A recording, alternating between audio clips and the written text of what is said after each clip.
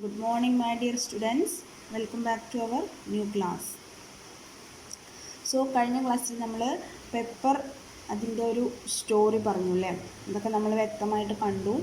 ഇനി ഇന്നത്തെ ക്ലാസ്സിൽ നമ്മൾ ചർച്ച ചെയ്യാൻ പോകുന്നത് what are the essential factors that motivated the foreign traders to came in to India അല്ലേ.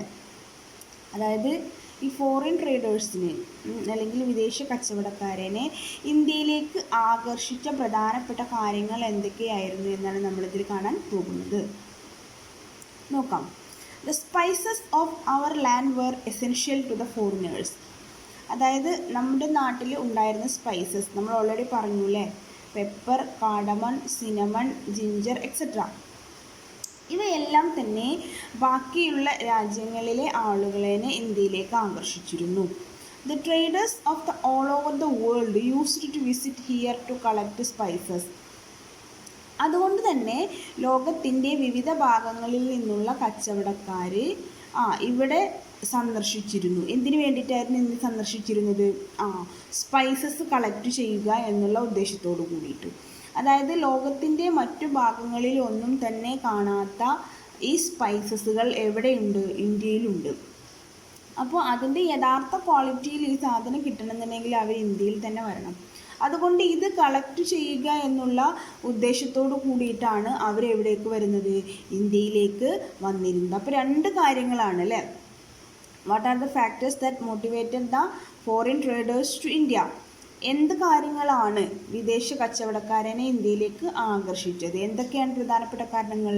The spices of our land were essentials to the foreigners. നമ്മുടെ നാട്ടിലുള്ള ഈ സ്പൈസസ് ബാക്കിയുള്ള യൂറോപ്യൻ അല്ലെ ലോകത്തിൻ്റെ ഹോൾ ഓവർ ദ വേൾഡ് അല്ലേ കച്ചവടക്കാരനെ ഇന്ത്യയിലേക്ക് ആകർഷിച്ചു. മാത്രമല്ല ഇത് കളക്ട് ചെയ്യുക എന്നുള്ള ഉദ്ദേശത്തിലാണ് അവർ നമ്മുടെ നാട്ടിലേക്ക് വന്നിരുന്നത്. You have understood the previous chapter about the conquest of Constantinople by Turks in 1453.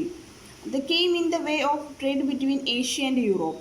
The situation necessitated the European traders to find out a sea route to India. With the discovery of sea route to India, the Portuguese, the Dutch, the English and the French reached India for the purpose of trade. കഴിഞ്ഞ ക്ലാസ്സിൽ നമ്മൾ already കണ്ടൊരു കാര്യമാണ്. എന്താണത് അല്ലേ? when Turks captured Constantinople in 1453, they closed the way to Europe to India.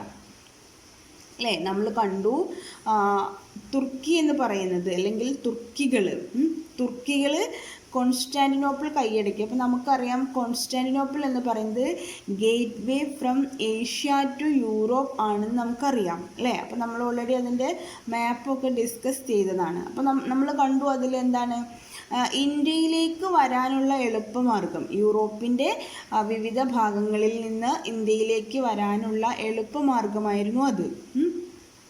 ആ വഴിയാണ് ആര് ക്ലോസ് ചെയ്തത്? ടർക്സ് അല്ലെങ്കിൽ തുർക്കികൾ ക്ലോസ് ചെയ്തു. അതായത് കോൺസ്റ്റാന്റിനോപ്പിൾ എന്ന് പറയുന്ന ഭാഗമായിരുന്നു യൂറോപ്പിൽ നിന്ന് യൂറോപ്പിൽ നിന്ന് ഏഷ്യയിലേക്ക് കടക്കുവാനുള്ള മാർഗം. ക്ലിയർ? യൂറോപ്പിൽ നിന്ന് ഏഷ്യയിലേക്ക് കടക്കുവാനുള്ള മാർഗമായിരുന്നു കോൺസ്റ്റാന്റിനോപ്പിൾ. ആ കോൺസ്റ്റാന്റിനോപ്പിൾ ആണ് ആര് ക്ലോസ് ചെയ്തത്? അല്ലെങ്കിൽ ആ വഴി ആര് ക്ലോസ് ചെയ്തു? തുർക്കികൾ ക്ലോസ് ചെയ്തു. അതോടുകൂടി യൂറോപ്യൻസിന് ഇന്ത്യയിലേക്ക് വരുവാൻ മറ്റൊരു വഴി കണ്ടെത്തേണ്ടത് ആവശ്യമായിട്ട് വന്നു. ഈ അവസരത്തിൽ യൂറോപ്പിൻ്റെ വിവിധ ഭാഗങ്ങളിലുള്ള ആളുകൾ അല്ലേ, പല രാജ്യങ്ങളും ഇന്ത്യയിലേക്ക് വരിക അല്ലെങ്കിൽ ഏഷ്യയിലേക്ക് എത്തുക, എസ്പെഷ്യലി ഇന്ത്യയിലേക്ക് അല്ലേ.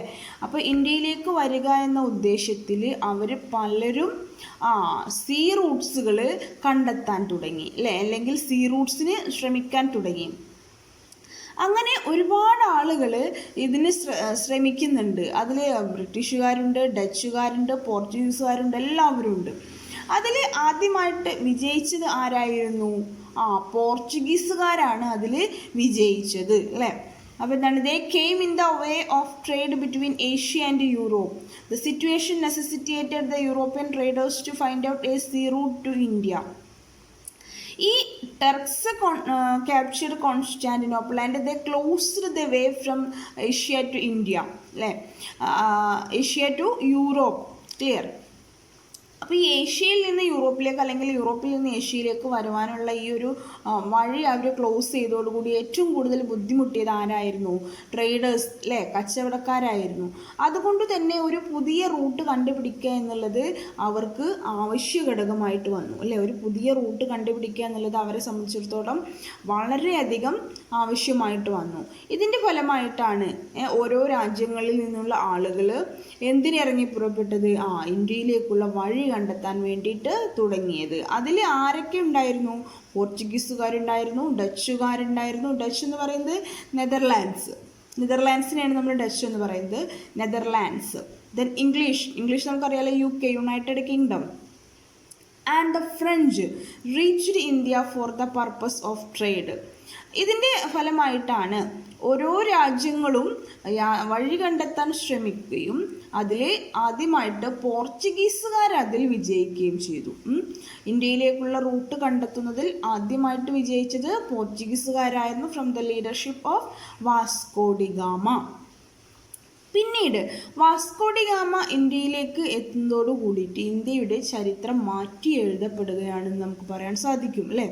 കച്ചവടത്തിന് വേണ്ടിയിട്ടാണ് അവരിവിടെ വന്നത് എങ്കിൽ എന്നാൽ അവരെ തുടർന്ന്, പക്ഷെ പോർച്ചുഗീസുകാരിൽ നിന്ന് അത്ര വലിയ പ്രശ്നങ്ങളൊന്നും ഇന്ത്യക്ക് നേരിടേണ്ടി വന്നിട്ടില്ല. ചെറിയ ചെറിയ പ്രശ്നങ്ങളെ വെൻ കമ്പയർഡ് വിത്ത് ഇംഗ്ലീഷ്, അല്ലേ, അവരുടെ ഭാഗത്തും ബുദ്ധിമുട്ടുകൾ ഉണ്ടാക്കിയിട്ടുണ്ട്. പക്ഷേ ഇംഗ്ലീഷുകാരെ സംബന്ധിച്ച് നമ്മൾ നോക്കുമ്പോൾ, അല്ലെങ്കിൽ ഇംഗ്ലീഷുകാരെ കമ്പയർ ചെയ്തിട്ട് നമ്മൾ നോക്കുമ്പോൾ പോർച്ചുഗീസുകാരൊന്നും അത്ര പ്രശ്നക്കാരായിരുന്നില്ല എന്ന് നമുക്ക് വേണമെങ്കിൽ പറയാൻ സാധിക്കും. എന്നാൽ യഥാർത്ഥ പ്രശ്നം ആരായിരുന്നു? ഇംഗ്ലീഷുകാരായിരുന്നു. അപ്പോൾ നമ്മൾ ഈ ഒരു ചാപ്റ്ററിൽ അതിൻ്റെ ഒരു ബാക്ക്ഗ്രൗണ്ടാണ് നമ്മൾ പഠിക്കാൻ പോകുന്നത്. അപ്പോൾ നിങ്ങളെല്ലാവരും വളരെയധികം ശ്രദ്ധയോടുകൂടി നല്ലോണം ശ്രദ്ധിച്ചിരിക്കണം നിങ്ങൾ കേട്ടോ. കാരണം നമ്മളിത് വളരെ ഒരു കഥ പോലെ എടുത്തു കഴിഞ്ഞാൽ വളരെ ഇൻട്രസ്റ്റിംഗ് ആണ്. നിങ്ങൾക്ക് കൃത്യമായിട്ട് മനസ്സിൽ അതിങ്ങനെ തങ്ങി നിൽക്കും. കാരണം നമ്മളിനി ഇവിടുന്ന് അങ്ങോട്ടുള്ള എല്ലാ ക്ലാസ്സുകളിലും നമ്മൾ ഹിസ്റ്ററിയൊക്കെ പഠിക്കുന്നതാണ്. അപ്പോൾ ഹിസ്റ്ററി പഠിക്കുമ്പോൾ ഇന്ത്യയിലേക്ക് ഇംഗ്ലീഷുകാർ വരുവാനുണ്ടായൊരു സാഹചര്യവും എങ്ങനെയാണ് അവർക്ക് നമ്മുടെ രാജ്യത്തിൻ്റെ മുഴുവൻ ഭരണവും അവരുടെ കൈകളിൽ എത്തിയത് എങ്ങനെയാണെന്നൊക്കെ വളരെ ഡീറ്റെയിൽഡ് ആയിട്ട് തന്നെ നമ്മൾ ഈ ചാപ്റ്ററിൽ പഠിക്കുന്നുണ്ട്. അല്ലെങ്കിൽ അതിൻ്റെ ഒരു തുടക്കമാണ്. അപ്പോൾ ഇതേവരെ നിങ്ങൾ ആ ഒരു ചരിത്രം നിങ്ങൾ പഠിച്ചിട്ടുണ്ടാവില്ല. അപ്പോൾ നമ്മളിനി മുതൽ ഈ ക്ലാസ്സിൽ അല്ലെങ്കിൽ ഈ ഒരു ചാപ്റ്റർ നമ്മൾ തുടങ്ങുകയാണ്. എങ്ങനെയാണ് ബ്രിട്ടീഷുകാരുടെ കൈകളിലേക്ക് ഇന്ത്യ എത്തുന്നത് എന്ന്. അപ്പോൾ ഫസ്റ്റ് നമ്മൾ എന്താ കണ്ടത്? അവർ പെപ്പർ കളക്ട് ചെയ്യുക അല്ലെങ്കിൽ സ്പൈസസ് കളക്ട് ചെയ്യുക എന്നുള്ളൊരു ഉദ്ദേശത്തിലാണ് യൂറോപ്യൻസ് നമ്മുടെ നാട്ടിലേക്ക് വരുന്നത്, അല്ലേ. അവരുടെ മെയിൻ എയിം എന്തായിരുന്നു? ടു കളക്ട് ദ സ്പൈസസ്, അല്ലേ. ആദ്യമായിട്ട് ഏത് വിദേശ ശക്തിയാണെന്നുണ്ടെങ്കിലും ഇന്ത്യയിലേക്ക് വരുന്നതിൻ്റെ ഫസ്റ്റ് ഉദ്ദേശം എന്തായിരുന്നു? അവരുടെ പ്രൈമറി മോട്ടീവ്സ് എന്ന് പറയുന്നത് എന്തായിരുന്നു? ടു കളക്ട് മാക്സിമം സ്പൈസസ്, അല്ലേ. എന്തിനാണ് അവർ സ്പൈസസ് ഉപയോഗിക്കുന്നത് നമ്മൾ കണ്ടു, അല്ലേ. To add the food as a taste agent, അല്ലേ. ടേസ്റ്റ് കൂട്ടുന്ന ഒരു ഏജൻറ്റായിട്ട് ഫുഡിൽ ചേർക്കാൻ വേണ്ടിയിട്ടാണ് അവർ എന്ത് ഉപയോഗിച്ചിരുന്നത്? പെപ്പർ ഉപയോഗിച്ചിരുന്നത്. To preserve the food also, അല്ലേ. ഭക്ഷണം കേടുകൂടാതെ സൂക്ഷിക്കുന്നതിന് വേണ്ടിയും അവർ പെപ്പർ ഉപയോഗിച്ചിരുന്നു. അപ്പോൾ ഈ രണ്ട് ഉദ്ദേശത്തിലാണ് അവർ പെപ്പർ കളക്ട് ചെയ്യുന്നത്. To increase the taste and to preserve the food. ഭക്ഷണം കേടുകൂടാതെ സൂക്ഷിക്കുന്നതിനും അതുപോലെ തന്നെ ടേസ്റ്റ് കൂട്ടുന്നതിനും. അപ്പോൾ അത് രണ്ടും അത്യാവശ്യ ഘടകമാണ്. അപ്പം അവർക്ക് പെപ്പർ കൂടിയേ തീരൂ. അതിന് വേണ്ടിയിട്ടാണ് അവർ പെപ്പർ കളക്ട് ചെയ്യാൻ വേണ്ടിയിട്ട് അല്ലെങ്കിൽ സ്പൈസസ് കളക്ട് ചെയ്യാൻ വേണ്ടിയിട്ട് ഇന്ത്യയിലേക്ക് വന്നത്. അപ്പോൾ ഇതൊരു ചെറിയ പോർഷനാണ്. അപ്പോൾ ഞാൻ നിങ്ങൾക്ക് ജസ്റ്റ് ഒന്ന് എക്സ്പ്ലെയിൻ ചെയ്തു എന്നേ ഉള്ളൂ. അപ്പോൾ അടുത്ത ക്ലാസ്സിൽ നമുക്ക് ഡീറ്റെയിൽഡ് ആയിട്ട് എടുക്കാം. അപ്പോൾ ഇന്നത്തെ ക്ലാസ് ഞാനിവിടെ വൈൻഡ് അപ്പ് ചെയ്യാണ്. Okay, bye-bye.